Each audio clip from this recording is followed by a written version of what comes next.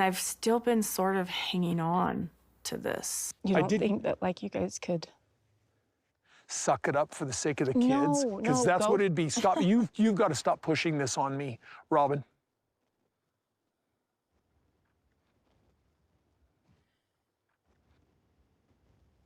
You and I have a truth.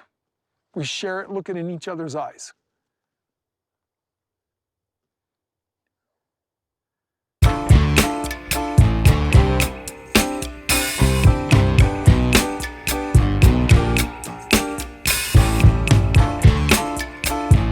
Isn't it so sad to watch Kody beg? Kody is a man who is in love. He is begging his wife, please, baby, please, please, I love you so much. I just want to be with you. Why can't you just be with me? What's wrong with me? Am I not enough? That's the question that Kody should be asking. Many of us, when we watch Robyn do this beg, or Rama, where she turns around and she asks Kody, why don't you try to work it out with the other wives? I just can't let it go.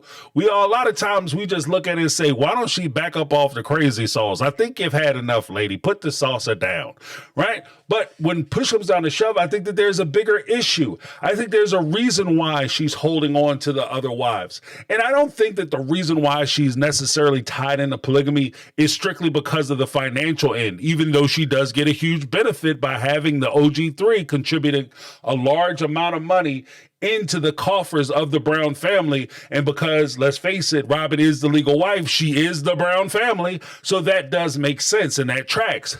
I also think that even though she does like being the head wife, the favorite wife, the legal wife, the only wife, the wife in charge, she enjoys that position. I don't think that that's the only reason. I think that deep down, part of the reason why Robyn is so committed to polygamy and having additional wives is because, like Kody, who spins and expresses his trait by running away, Robyn expresses her particular form of cowardice in the form of hiding behind other people. She hides in the crowd. There's a point where Robyn had first expressed to the audience, as well as the sister wives, that it was completely possible for a married couple to have that extended long honeymoon experience, for them to go years and years, because she's seen her mom and her stepdad have that same experience where they loved each other, they cared for each other, and they kept that honeymoon experience going on for years. And like Janelle, many of us looked at it and said, what the what? That's not possible. That's not real life. There's no way every day you're going to have a honeymoon experience with your spouse. I don't give a damn how much you care about them. But you see, I think there's a subtle difference between the way Robyn is looking at these relationships versus how many of us were looking at these relationships. The subtle difference is this. When Robyn was talking about the honeymoon experience, she's essentially talking about the mistress experience. See, when you have a mistress experience or the side chick experience or the side dude experience, what you're really having is a vacation of sorts.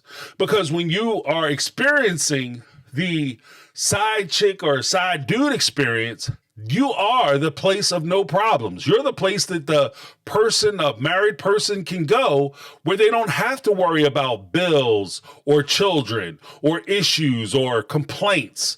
You're the place where they go to put a smile on their face while they're in the place because they get to enjoy their time with the person that they care about. Now, in Kody's particular situation, I think Kody got so wrapped up in the fantasy of the mistress experience, the girlfriend experience, the honeymoon experience, that now he finds himself in a situation where he's so lost in the sauce that he's 100% committed to Robyn because he wants to experience that high of the honeymoon experience all the time. The problem that he has is that when you go to a amusement park and you jump on a roller coaster and it's the most thrilling ride you've ever experienced and you want to go again, you have to get off the roller coaster because they have to reset that roller coaster. They have to clean the cars. They have to do basic maintenance on the roller coaster. So when you show up, it looks like a brand new ride. It is a new experience. An experience stays wonderful. If you go on vacation, part of the reason why they have housekeeping is because every time you come back in the room, they don't want you coming back into a dirty room because that's too much like you being at home. It depends on how you keep your house. Okay. So when you go on vacation, you go on a cruise, they want to pretend like everything is new and fascinating and wonderful, but they need time to do the maintenance. And when Robyn is saying that she wants to keep the OG3 around and she wants Kody to stay involved with polygamy, what she's saying is, I need time to do my maintenance. I need to keep myself up. I need to get my mind right so that I can continue to give you the honeymoon experience. As part of the honeymoon experience, when you're giving somebody that thing, you're not giving them 100% of yourself. That's the benefit of the honeymoon experience as well. This is also part of the reason why I say it's a form of cowardice, because you don't have to be 100% of yourself all the time during the honeymoon experience. You only show them the best side of you, a glimpse of you. So you don't have to deal with all their issues and all their problems. Kody, he gets the benefit too, because when he was dealing with Christine and Janelle and Mary, where they might actually say something to him and meet him with challenges when he arrived to their house. Logan was doing this, or Hunter went to school and he was acting up, or Gabe or Garrison was doing da-da-da, or Peyton or Aurora or Gwendolyn was doing da-da-da, and he has to deal with those issues. He feels like it's overwhelming. But when he shows up to Robyn's house, he gets to be the hero. Same. When he goes over to Janelle and Christine's house and he comes back to Robyn's house and he's complaining about how they stress him out and how he comes over here, he gets to relax. Robyn gets to hide in the crowd. And she gets to be the best wife because she's not hassling Kody. She's not giving him a hard time. And the ironic part is, because she's not giving him a hard time and she's not hassling him and she's not challenging him, that's where she thinks she's better than the other wives. That's where she thinks that she's doing better than the other wives, because Kody freely gives to her. He makes sure that Robyn has where he doesn't make sure that the other wives have. Robyn, when the family was struggling financially, they're barely putting food on the table, Robyn was the place of no problem. So when she was 5 hours away, Kody wanted to get her closer. She didn't move into the house with the other wives, the other problem sources. She moved around the corner. They're barely able to take care of their own house and pay for their own house. But because Robyn was the place of no problems, Kody wanted to give her her own independent living arrangement. When they went to Las Vegas, I had thought originally that when they went to Las Vegas, that, they were supposedly running from the law Roscoe Pico train style, Dukes of Hazzard. We got to cross the border so that way we can't go to jail. I thought that was obviously bullshit, but that was the storyline. And initially I thought, okay, Kody just wanted to get them out to Vegas because he wanted to explore some different things.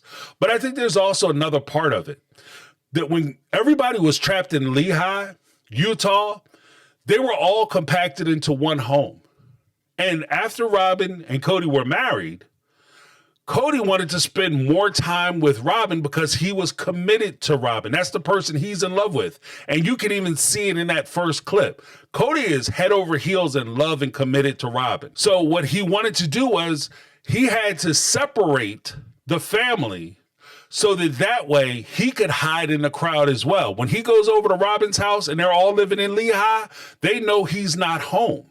And they know he's over at Robyn's house. Whereas when they get to Vegas and they all live in individual rental homes all over Vegas, and he pulls his car into everybody's garage and he hides himself away, these ladies aren't necessarily talking about whether Kody was at their house or whether he was at whose house which night. So all he has to say is, I was over at Janelle's, I was over at Mary's, I was over at Christine's, when actually he's spending 2 and 3 nights at Robyn's house, or he's kicking over there during the course of the day, and they have no idea. They had talked about this happening and occurring even once they bought the house in the cul-de-sac, that he would spend a good amount of time at Robyn's house. He would just pull his car in the garage. So this isn't a foreign concept.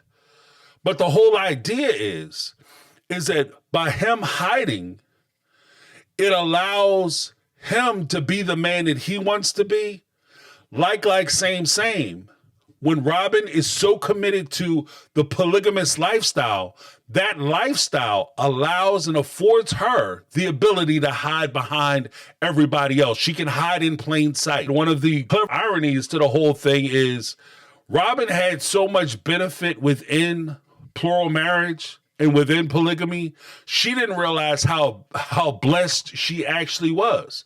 The craziest part is when she was sitting there lecturing these women on how to maintain their relationships. What you need to do is ABC and not worry about my apple and the orange and the fruit basket and the cucumbers that I keep in the cabinet. Don't eat those. The whole thing is that Robyn was getting away with it and she was enjoying the experience because when everybody was getting their slice of Kody, she was getting the sweet part of the pie, whereas Christine, Mary, and Janelle were getting the bitter end. They were having to do the work. So I think that's part of the reason why she's so desperate to keep the polygamous train a-rolling. Let me know what you guys think down below. If you hung out this long, give me a thumbs up for the video. Let me know that you appreciate what I'm doing. That's my take. I'm James. This has been My Take on Reality, and I'm out. 'Cause I've been living life right like I could just die.